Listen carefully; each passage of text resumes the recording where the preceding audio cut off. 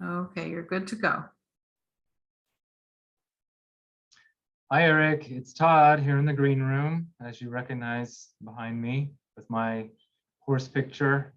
I haven't seen you down in Arkansas for a while, so I thought you needed a little taste of the University of Arkansas. Um, I'm really glad I got to see you in October, and glad that we're still able to share things on Instagram.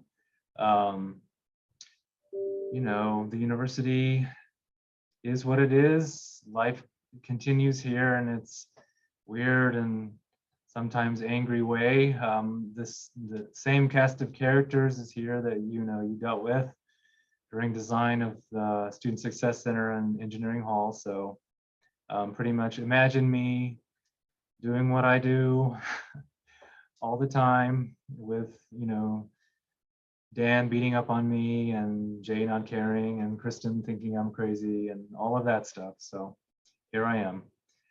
Anyway, I went ahead and dug through some of our project files, and I thought I'd just take a little tour through Engineering Hall and Student Success Center, and then end with some construction photos, I think all of which you've seen before from the Student Success Center. So I'm gonna share my screen and go way back to 2013. When you were planning the Engineering Hall project. So you'll remember this. We had many discussions about the grading of the courtyard and how to add on. I just like opening these up sometimes and looking at them. Let's see what we've got.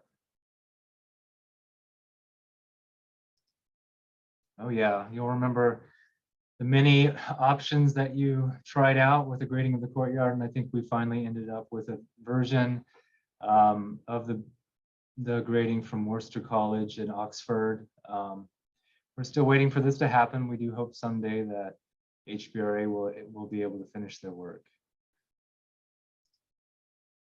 I still have these hung on my wall to wow visitors to the office, and they always admire them. Your drawings are always very evocative and convincing. So I'm glad we got to do a little bit of this. I'm glad we got to finish the ground floor of the East Wing. I think it's still loved and appreciated. And I'm working behind the scenes assiduously to get the conditions set up so that maybe someday we can finish this. So let's see. Corday Harrington Center, formerly known as Student Success Center. Do you remember these early sketches when I tried to convince you that we needed a sloped roof on the building? And I'm glad that you listened to me and humored me for a while. I knew in my heart we would never be able to afford it, but oh well, at least we got to see what it would look like. There's the original version. I guess this is the racist version before you made it unracist. Yeah, you may not want to remember that. But I do enjoy looking through these. I love the section. I love that we got the light court and the food hall. It's a great project overall. Of course, your studies after the that fateful day with the Dean of Architecture and the Provost investigating how to make it more open and less racist.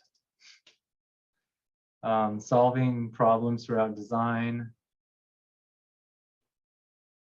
I'm glad we had Cora on the project.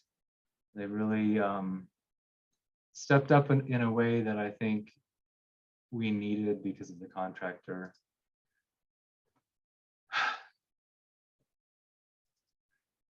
All the various investigations of the window sizes and alignments. Oh yeah, this thing. I didn't like that. I think we ended up exactly where we needed to. And then I thought you'd enjoy a little tour through some of my photos. I think most of which you've seen, like I said, but we'll start with, I think this was one of your earliest site visits when we started design in earnest. So you were staying at Carnell Hall in all its wacky glamour, I guess, or maybe, I don't know, weirdness. I always enjoyed this particular detail. I think it just showed the ambitions of the building. And I think it's surprising to many people that we were able to achieve this level of complexity and quality. I stole a little picture of you at Crystal Bridges Museum of American Art during that visit when we went there by ourselves. So you were admiring their wall of spectacular paintings, including the lantern bearers right here.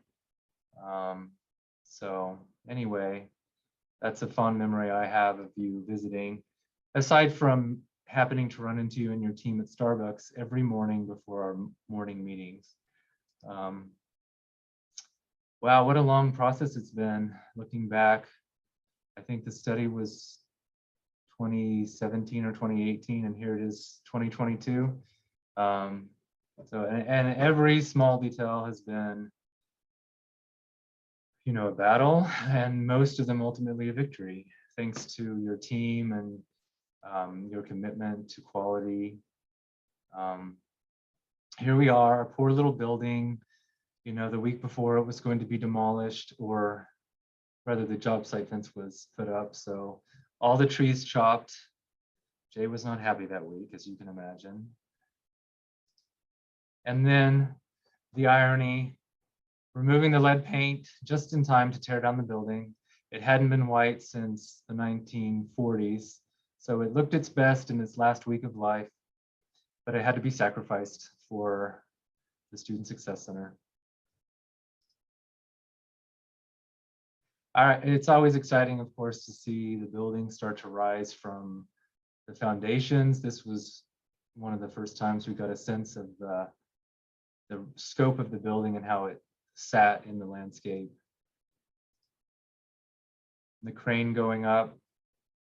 I know you watch the webcam like I did every day. I remember thinking how beautiful the structural clarity of the plan was, which is why I posted it on Instagram. But I think Michael Ember said it looks almost Miesian, which I think is what I was thinking as well. So the symmetry, the discipline, the clarity of your plans is always something that I think has stood out to me, and really makes the building. You know, there's so many new traditional buildings that are sort of a mishmash and they're undisciplined, and I think everyone that comes to the building senses it's that it is well thought out, as well as being beautiful. Of course, here's the excitement of seeing the mast going up and our first look into the little courtyard that we were concerned about would be too small, but I think from this moment we started getting a sense that it was going to be okay. It was just interesting seeing the forest of temporary columns for the concrete system. Here was probably the first time we got a sense of the full mass from the courtyard in front of Old Main. And as you can see in this image, we are doing our best to set up the conditions for your building to look spectacular from Old Main. So here we see the newly realigned asphalt paver walk and the concrete underlayment for the sandstone pavers that would later be installed in front of Old Main. I don't know, there was just something interesting about this image with the formwork starting to come down. I don't know, something almost Tibetan about the way it met the sky. The massing becoming more apparent. realizing what good views we were starting to capture of existing campus buildings, like Peabody Hall. And then realizing that maybe we should have done a roof terrace up here on the upper level, because there's a great view north to Johnson and Springdale and beyond. So, but, well, we just, we didn't have the money for that. Oh yes, so many discussions about the carvings and the little witty play on the Starbucks logo. Your team did a fantastic job, and you stayed on Quora when they didn't quite understand how to make three-dimensional forms the way we expected. So our fun little dolphins, which I get to see every time I visit the Starbucks. This is when the block work was really starting to take off, and I think we got a sense for the first time of just how chunky and substantial the buttresses were going to be. And I think I knew at that moment, this is going to be not just great, but spectacular. And indeed, it has turned out to be so. You weren't here for the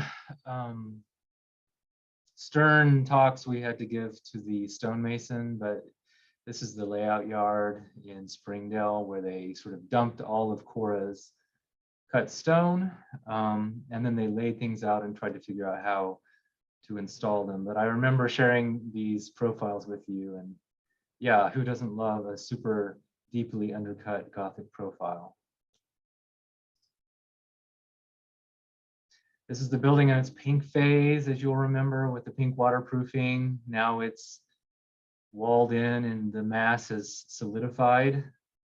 In the courtyard, I think throughout the project, the excitement with the courtyard just built and built and built, and until the end when it was finished, and it's just really a great space. The buttresses, of course, awaiting their zinc infill panels, which finally came so late in the process. The food hall, which everyone loves, how can you not, with your slightly elliptical arches. And then of course, they show what you can do with drywall. We couldn't afford better materials, but I think we appreciate your intelligent use of the budget and the materials we were able to purchase. You made the drywall sing, I guess. And I do remember our excitement talking about the GFRG brackets, the little secret weapon in the drywall battle. They are spectacular.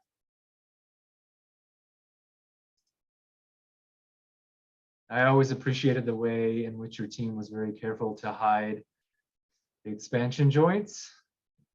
And I love the little zigzag at the top beyond the height of the downspouts, so that all of our sins of the near construction can be hidden.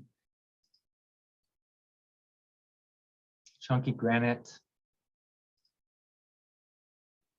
Oh, everyone's favorite end of the buttresses, how they thread into the walls. The really wonderfully done cartouche. Thank you for fighting the battle with Quora. Those leaves were just really doughy and awful for so long, and they finally achieved a realistic looking leaf. So I'm very excited. No one can look up at this and say it's not done as well as the originals. The front facade and with its ins and outs and its depth and its shadows and undercuts. Your customary,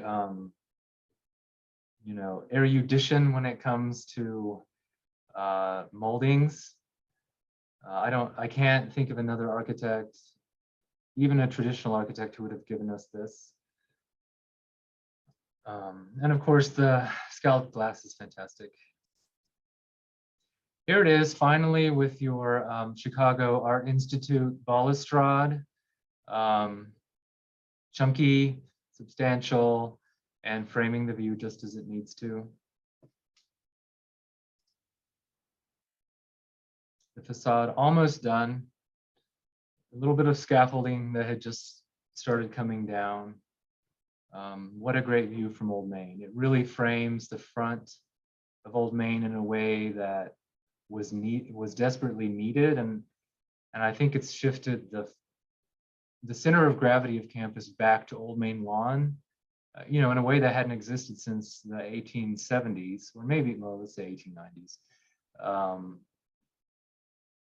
Yeah, I think people love to take photos in front of Old Main, and I've seen people now taking photographs in front of this building, so that tells me it's a success. Our fun little dogwood blossom, and of course the wonderful Starbucks Idicule.